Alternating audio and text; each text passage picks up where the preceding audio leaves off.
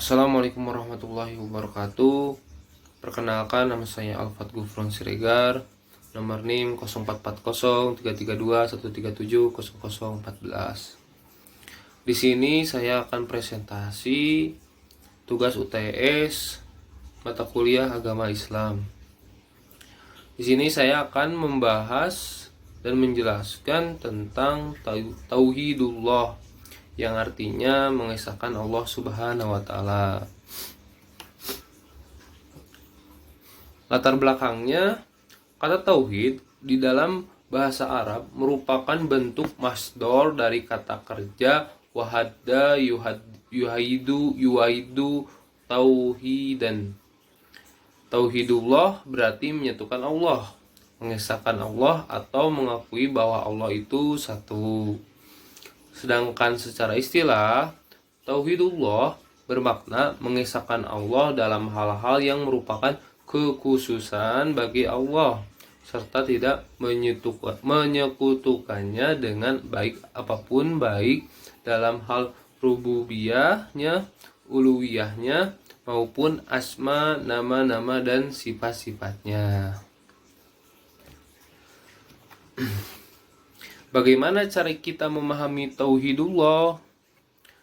Di sini, cara kita memahami tauhidullah sendiri yaitu dengan cara mengesahkan Allahnya dulu dan menjauhi larangannya, dan mengikuti perintahnya.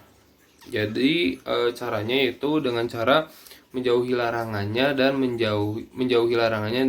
menaati perintahnya. Allah berfirman dalam surat Al-Ikhlas ayat 1-4. Bismillahirrahmanirrahim. Qul huwallahu ahad, Allahus samad, lam yalid walam yulad walam yakul lahu kufuwan ahad. Artinya, katakanlah, dialah Allah yang Maha Esa. Allah adalah Tuhan yang bergantung kepadanya segala sesuatu. Dia tidak beranak dan tidak pula diperanakan, dan tidak ada seorang pun yang setara dengan Dia. Quran surat Al-Ikhlas ayat 1-4.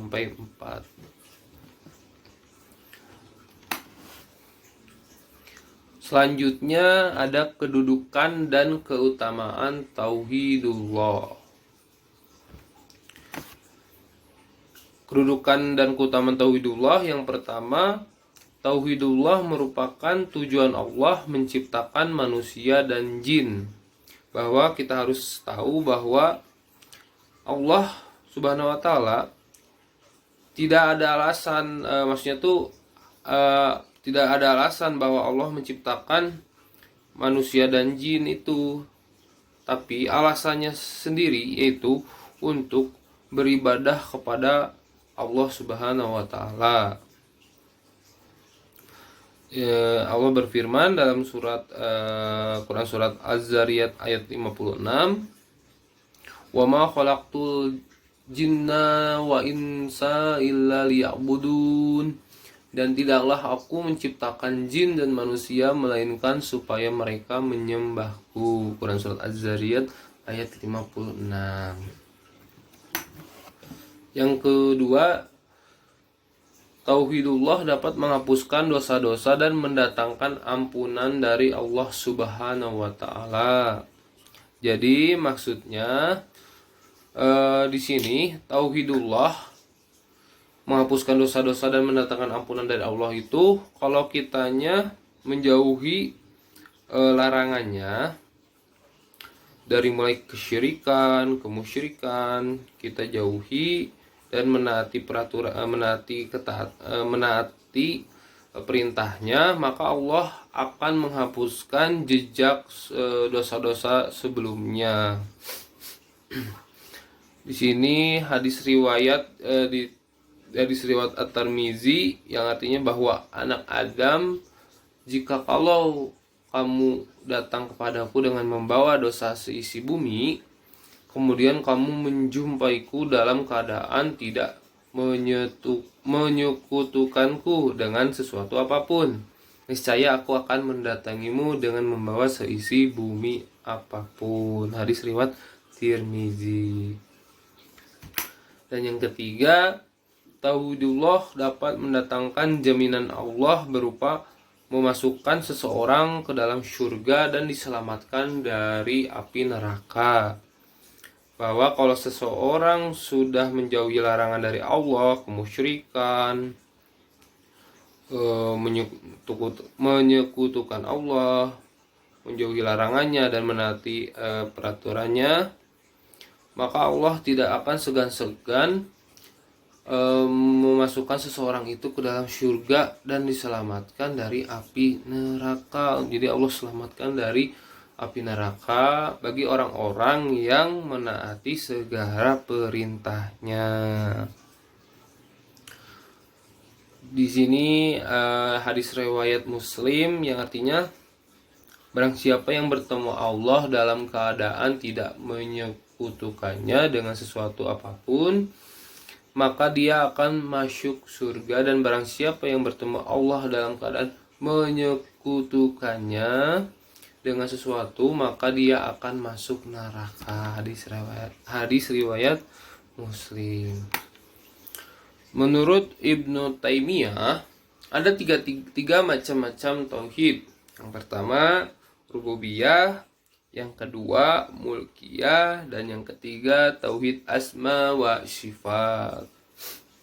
Yang pertama ada tauhid rububiyah. Tauhid rububiyah itu yaitu mengesahkan Allah.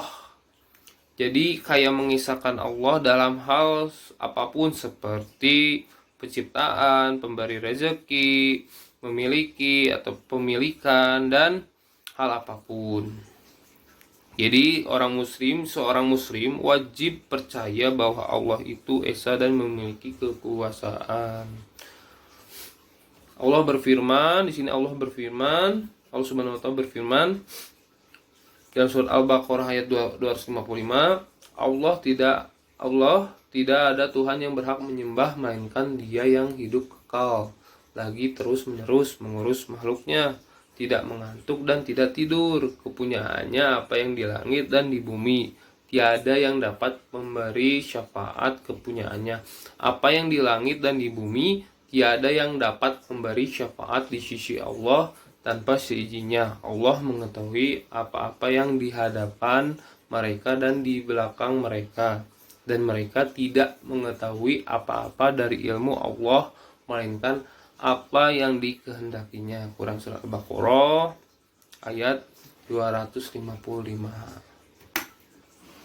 Yang kedua ada tauhid uluhiyah. Tauhid uluhiyah sendiri yaitu menjalankan ibadah hanya kepada Allah Subhanahu wa taala. Jadi seorang muslim harus beribadah sesuai perintah Allah dan menjauhi segala larangannya. Allah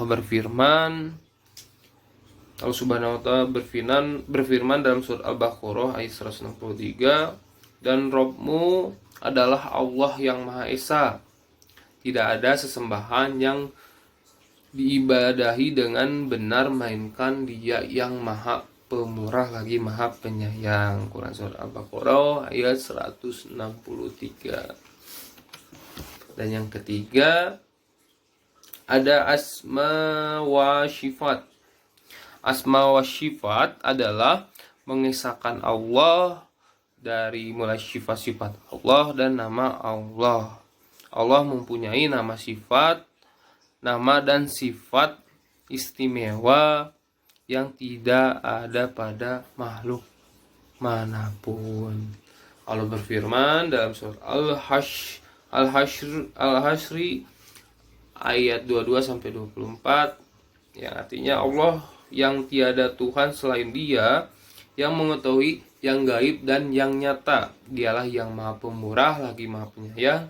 Dialah Allah yang tiada Tuhan selain Dia, Raja yang Maha Suci, yang Maha Sejahtera, yang mengaruniakan keamanan, yang maha memelihara, yang maha perkasa, yang maha kuasa, yang memiliki segala keagungan.